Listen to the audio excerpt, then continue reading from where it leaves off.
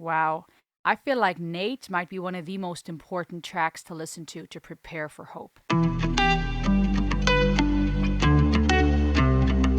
Hey everybody, it's your girl Rosalie. Welcome back to the Ultimate World Music Reaction channel, all about music and psychology. We're on a really special journey. I've been exploring NF. I've been on the journey, checking out all his various work, sometimes jumping into the present, looked at Motto and Hope, because we're getting ready for his big album release, April 7th. And I want to continue on the journey. I want to look at multiple of his songs. Let me check out Nate.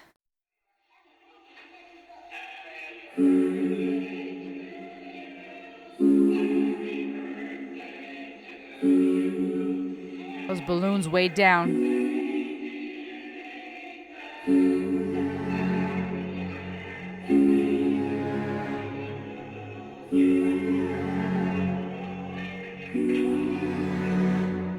Yeah, sometimes I wanna disappear like I just don't exist.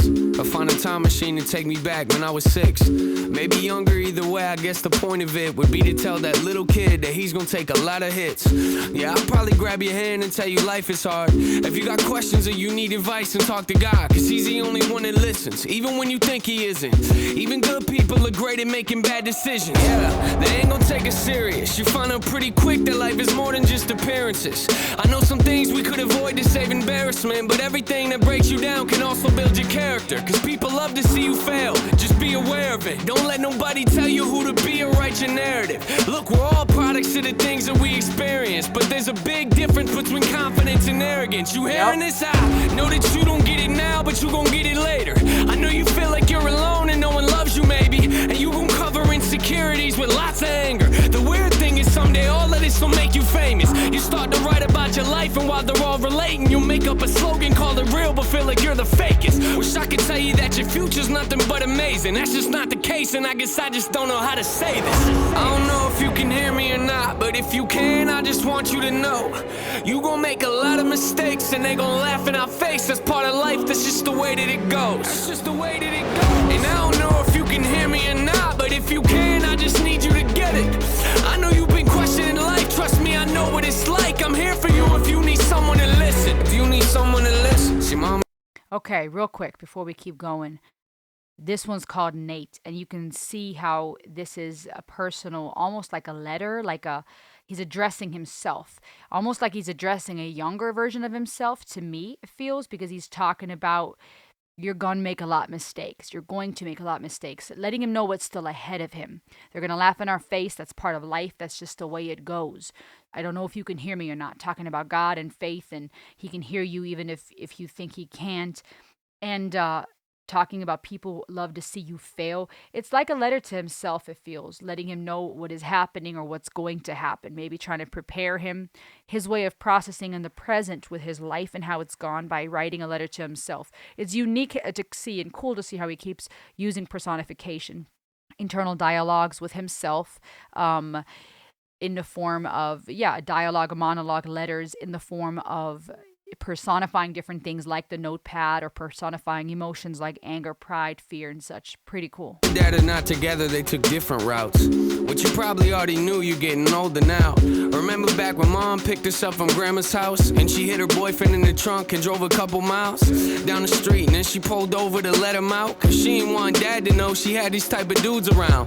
Cause last time he found out, he had to take us from her. You look uncomfortable, I'm sorry, let me change the subject. You know how we've always struggled with abandonment? Yeah. And when we feel like someone's leaving, we start panicking. Yeah. Hey, yo, I wish that I could say I've learned to manage it. You think it's bad now, but you don't know the half of it. Passion is something we have never lacked. We see it the most when we're writing raps. They think it's funny now, let them laugh. I know you think it's just an outlet when you're really mad, but you don't know the platform you're about to have. I know some things about the future you ain't ready for. I know some things that you gon' cover up but can't ignore. And what hurts is they gon' surface at the worst moments, and we gon' act like it don't hurt us, but it hurts, don't it? We walk around talking about putting things away and then they resurface. Sounds also like what he was talking about in, was it Leave Me Alone or The Search? I'm not sure anymore, but it really had this idea of you can try to drown things out, they have a way of finding their way back up. with the devil talking on both shoulders. Wish I could tell you that he disappears when we get older, but that's just not the case. And I know you feel out of place and everything is not okay, and life can be a lot to take. But I don't know if you can hear me or not, but if you can, I just want you to know you gon' make a lot of mistakes and they gon' laugh in our face. That's part of life, that's just the way that it goes. That's just the way that it goes. And I don't know if you can hear me or not, but if you can, I just need you to get it.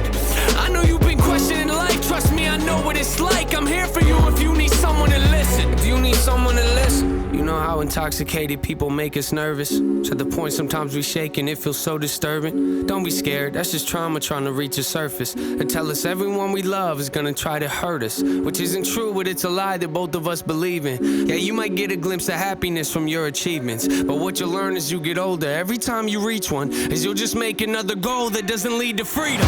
See, some things about to happen that you can't imagine. At 24, you'll drop an album and you call it mansion. At 25, you put out therapy and gain some traction. Skip the track number 4, now that's a really sad one. Yeah, perception's coming next, we about to reach the masses. It sounds awesome, at the same time, it doesn't matter.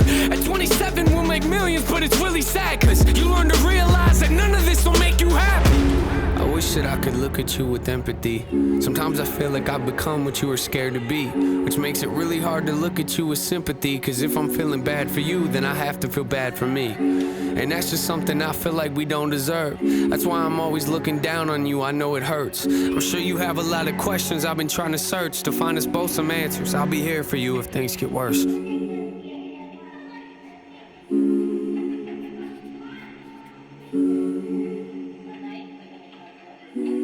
Wow.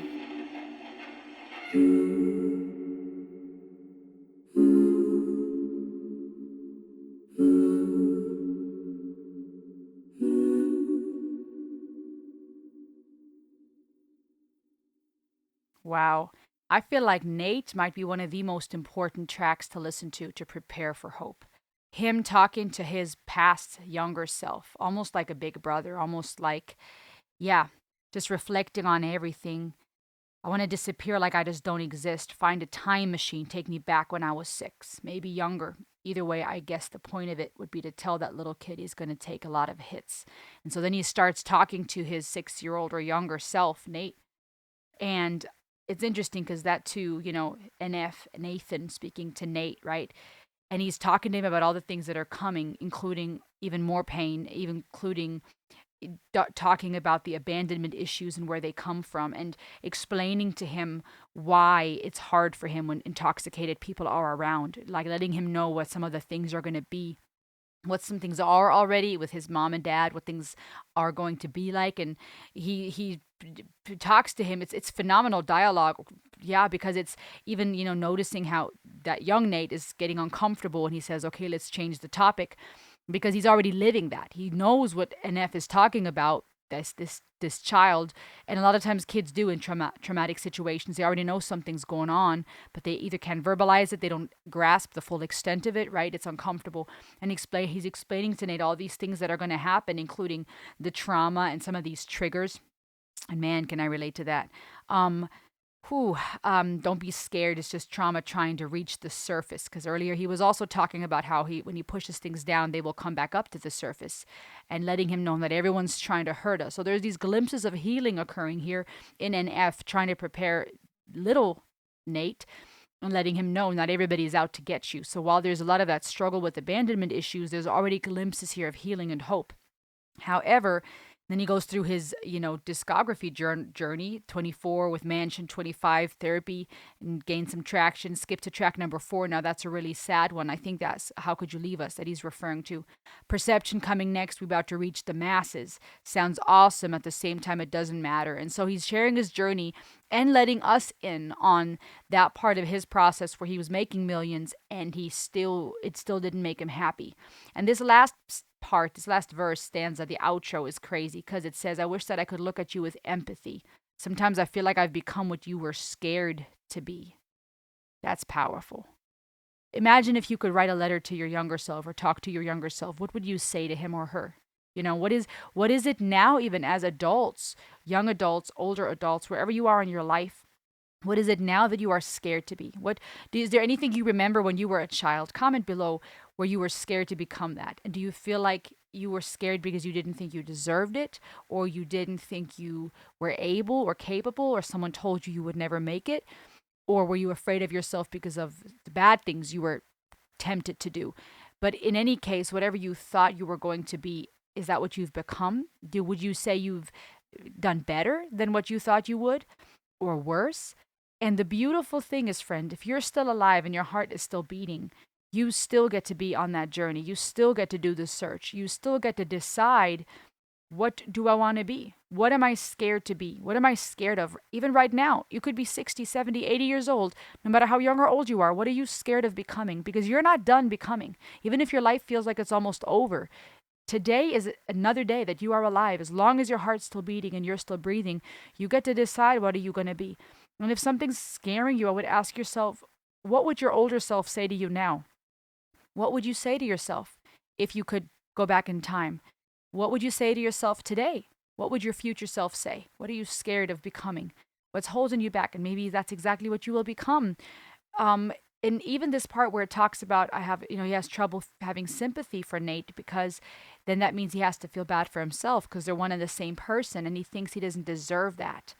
I feel like we don't deserve that. That's why I'm always looking down on you. I know it hurts.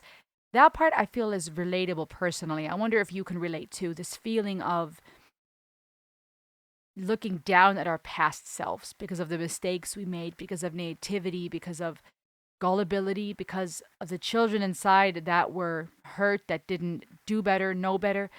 But you were a child. Sometimes we really need to parent ourselves and the inner child within us to find some healing and go, you did the best that you could, and you're loved, you're forgiven. Like, stop looking down at yourself. Stop looking down at your past self. Stop looking down at your present self. Because if we keep looking down at ourselves, that we're going to keep looking down at ourselves, and our future self will do the same, and we'll keep hurting ourselves. And then he says, I'm sure you have a lot of questions. I've been trying to search to find us both some answers, right? Reference to the search. I'll be here for you if things get worse. Too many faces, too many faces. And we saw that in, I think, the search and in Why, too. I mean, guys, this just crazy. That was just crazy. Seeing all of this and working towards the album is just crazy.